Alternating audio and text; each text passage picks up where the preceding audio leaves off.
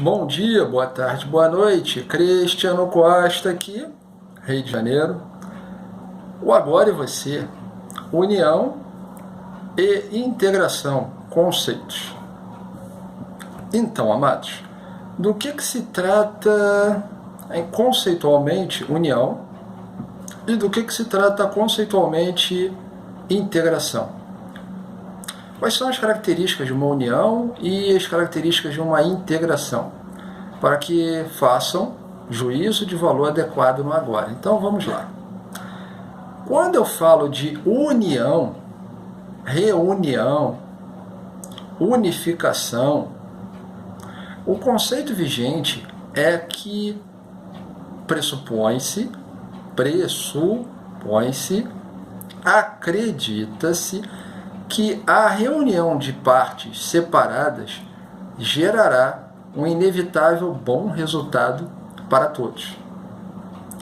A conceituação da união é que o resultado será sempre o melhor possível, porque se supõe-se manter as individualidades daqueles indivíduos, as características daquela situação, as características daqueles processos, de forma que, reunidos, eles obrigatoriamente vão devolver àqueles que reúnem um resultado melhor. Então, numa união, tem-se a crença de que o resultado será sempre melhor. Unidos venceremos. Conhece essa frase? O resultado é sempre melhor. Mas, então, você diz unidos venceremos, mas você está imbuído do resultado? Você quer que haja um resultado relevante? Quais são as suas motivações? Então você, como indivíduo, você tem motivações em reunião com outros indivíduos, reunião. Só que cada um tem suas motivações, cada um tem suas agendas, cada um tem seus propósitos. Então, o que é feito quando há uma reunião? O que acontece na história com as reuniões? Por exemplo, os impérios. O que acontece na era recente com as reuniões de partidos políticos? O que acontece nesse meio tempo com as reuniões de reinos em prol de uma causa comum, que levam inevitavelmente a algum tipo de confronto, porque é da reunião, da união, que haja sempre a necessidade inevitável do aparecimento de eventos que geram problemas. Ou pressupõe-se que os problemas aqui estão e que só há a reunião, só existe de fato uma união que possa resolver os problemas. Só que o que a gente vê sempre ao longo da história da humanidade é que as uniões, elas acabam sendo malogradas. Pegue a união consensual de duas pessoas. São duas agendas diferentes, com duas expectativas diferentes, com duas realidades diferentes. O que acontece? Se houver um real enfrentamento das realidades de cada indivíduo, você não vai ter uma união, você vai ter algo além disso. Mas quantos indivíduos querem realmente se conhecer? Saber o que são de fato? Quantos querem de fato saber o que são? Então você tem um problema de todas as uniões. Os partidos que se reúnem numa frente, ou os reinos que se reúnem em um império. Há os conselhos, os congressos, os parlamentos, os gabinetes, e cada um trate de si e Deus contra todos. Não é o que costuma acontecer?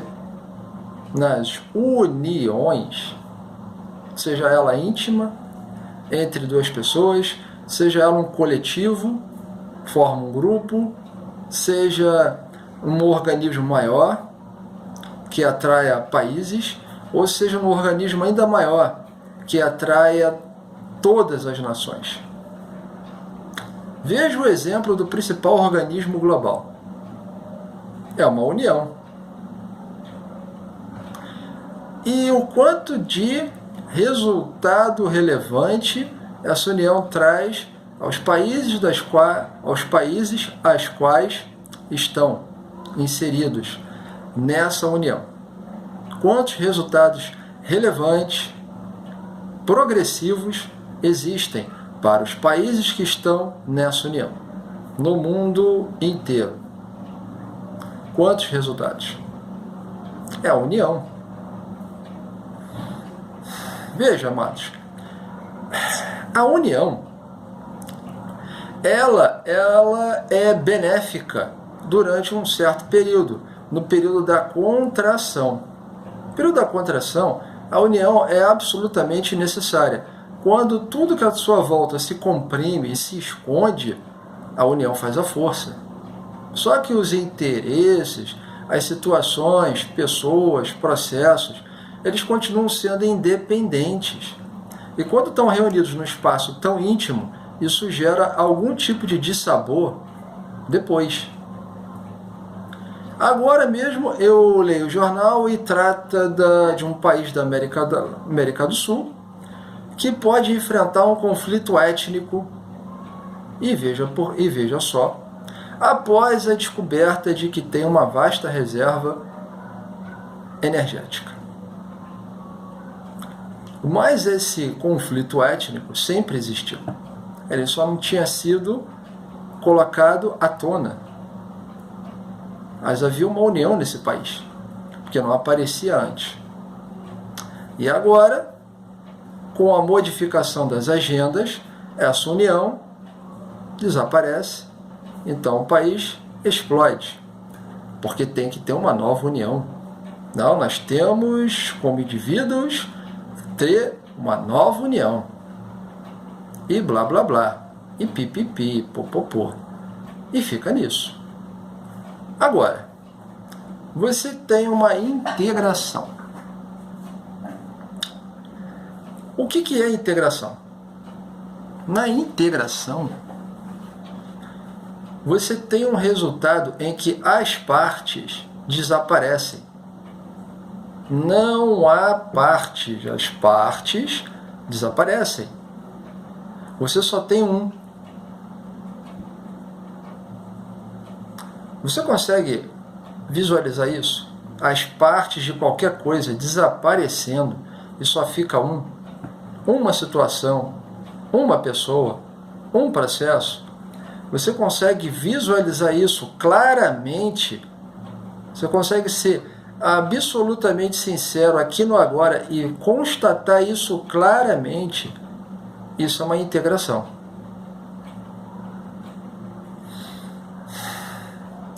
Quando eu peço a vocês para verificarem as 4 camadas de informação, as 4 camadas de realidade, é para que acessem a integração. Para que todos os processos se tornem um. Todas as situações se tornem uma.